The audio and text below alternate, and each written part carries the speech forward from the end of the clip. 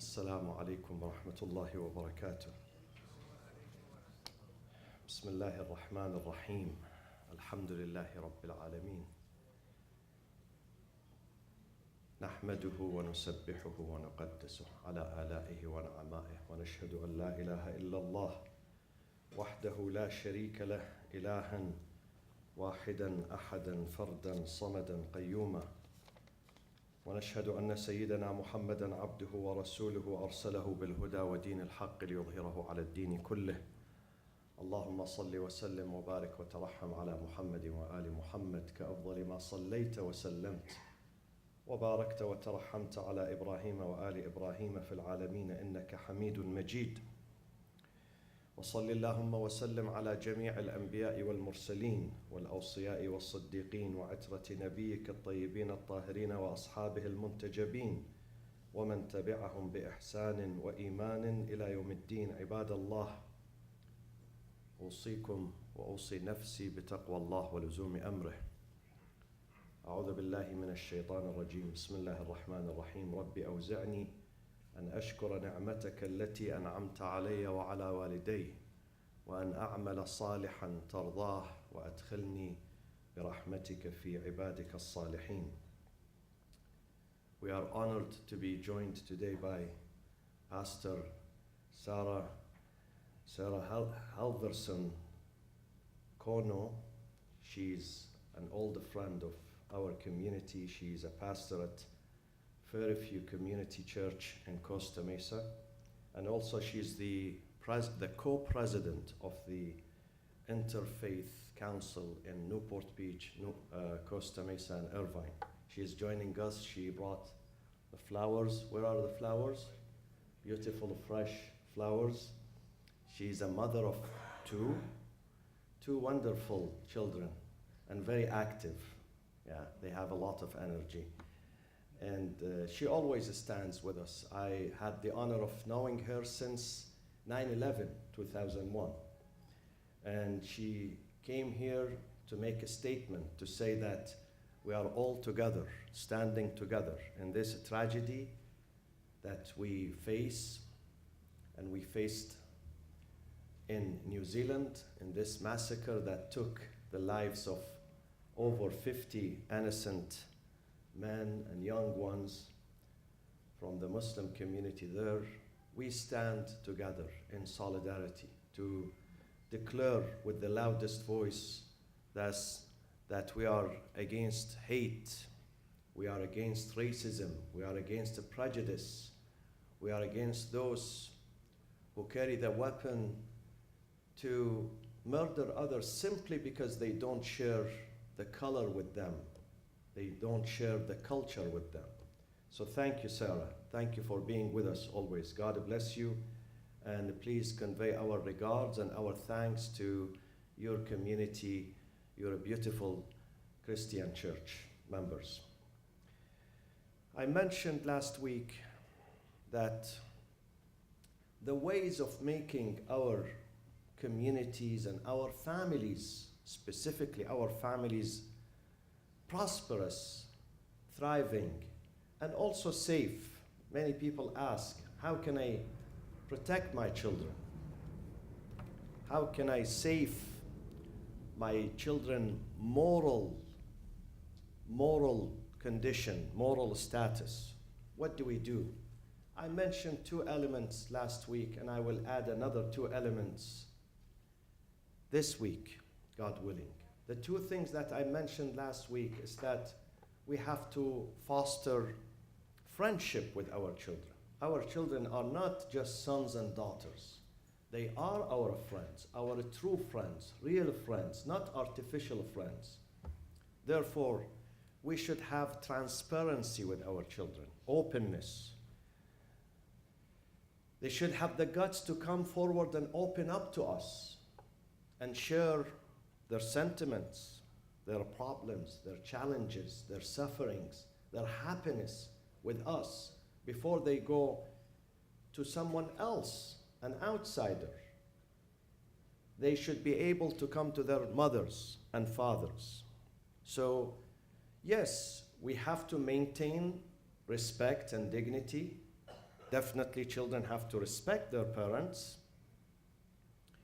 But at the same time, they should also be able to be their friends.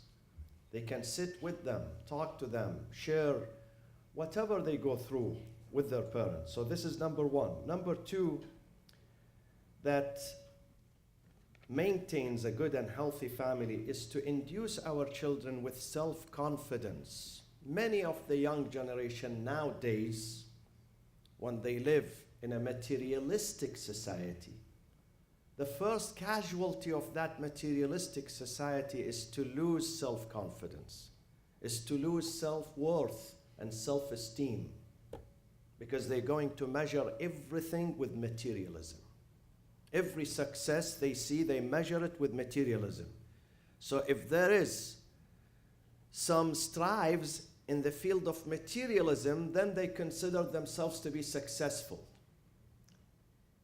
They don't know that life is not only materialism. Life is also morality. Life is also spirituality.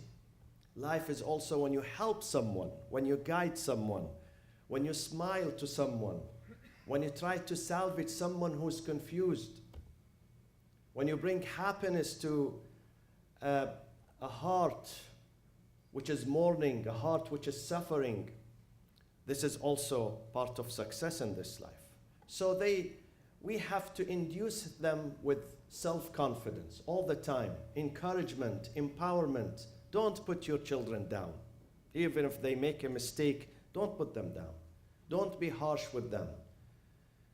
Be careful about the language we use with our children. It should not be a negative language. Nasiha, advice, could be done, could be performed, but in a good language, in an encouraging language, in a positive language, not negative language. In some cultures, parents hardly call their children with their names. I know that. I was raised in such cultures. They use the name of animals. Either donkeys. Donkey is very popular in the Arab culture. Cow is popular in another culture, you know.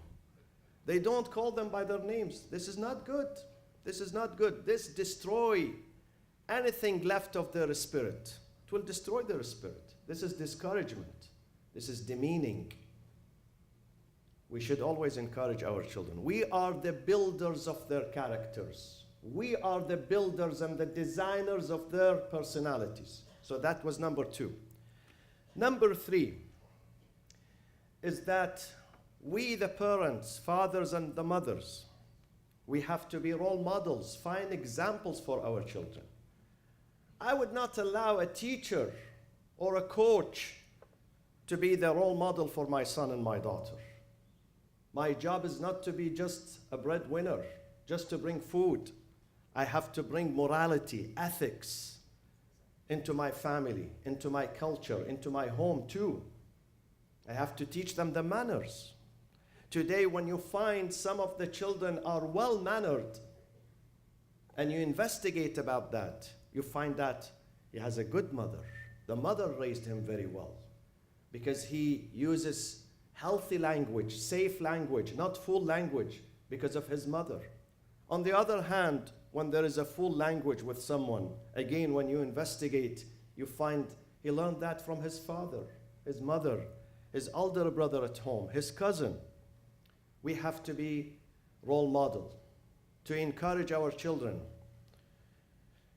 to follow our steps, our examples. We are examples, we are role models, we are leaders in the family. Every mother is a leader, every father is a leader in his family. So when they learn chastity, when they learn discipline, when they learn to be on time, when they learn to be clean, when they respect time, when they respect their neighbors, when they respect the right of others, they learn all these qualities not from television, not from the movie theater, not from the games that they play. They learn them from their parents. Always remember, always, oh fathers and mothers, when you wake up in the morning, say to yourself, first thing say to yourself, I'm a role model. I have a responsibility. I have 2 kids, 3, 4, 5, 7. I'm responsible not just to feed them, but also to teach them, to inspire them, to encourage them, to make them the best citizens in our community. That was number 3. And number 4, my friends, I hear many mothers and fathers, they complain about their children. Their children are late, they don't do homework, they don't like to go to the mosque, they don't adhere to their religious values and principles and duties. But my friends, we have to be patient, and we have to teach them to continue this journey. Some parents, they say, I spoke to my daughter. How many times you spoke? 1 time? It's not enough. You need to speak every day. Don't give up on your children. Every day, remind them. Every day. Consistency and persistency is important. And be patient. God says to Abraham in our book, in the Holy Quran, وَأْمُرْ أَهْلَكَ بِالصَّلَاةِ وَاصْطَبِرْ عَلَيْهَا. I want you to enjoin your family to connect with me, but also be patient with them, because some of them are going to reject. Some of them are going to be reluctant. Some of them are going to be rebellious. وَاصْطَبِرْ عَلَيْهَا. Be patient. Persevere in this path. When you invite people to do goodness, you have to persevere. If you don't have perseverance, then you lose the cause. Then you can't achieve anything. A teacher, a mentor, a leader, a father, a mother should have perseverance, sabr, patience, endurance, tolerance. وَاصْطَبِرْ عَلَيْهَا. Because your children are not going to listen to you from the first time. If you think that you're going to transform people from first time, you are wrong. Persistency. If you want them to learn to pray, you can't begin that at the age of 15 and 16. That is too late. Teaching our children should be at this age. How old are you? 7 years old. See, he came with his dad. Can you stand today? I love you. He's 7 years old. He would learn when his father brings him. By the way, this family, I know this family. His mother is an American convert. Before she married his father, she emailed me 15 years ago. Yes? She said, we're going to get married because both of them were students at law school in Boston. And we are thinking of moving to a community where they have good mosque to raise our children. Can you imagine? Before they got married, they were thinking of raising good children. This is how the journey begins. Before you get married, you think of a first safe environment, safe school, safe community, safe mosque, healthy mosque. Not at the age of 15. Those who lost their children, they don't come to the mosque because they started with them late. And late does not work. You have to begin before they are born. I plan for them. I am patient with them. I don't give up on them. Don't give up on your children. Don't give up. Go after them. Go nicely. بِالْحِكْمَةِ وَالْمَوْعِظَةِ الْحَسَنَةِ. With wisdom and good advice. At the end, you're going to win them. Believe me. God promised you. If you are sincere, you go after your children. After 10 years, 20 years, 30 years, you're going to win them back into religion, into faith. And there are other things that we will share with you in the upcoming weeks, inshallah. Bismillah ar-Rahman ar-Rahim. والعصر إن الإنسان لفي خسر إلا الذين آمنوا وعملوا الصالحات وتواصوا بالحق وتواصوا بالصبر وصلى الله وسلم على سيدنا محمد وأهل بيته الطيبين الطاهرين.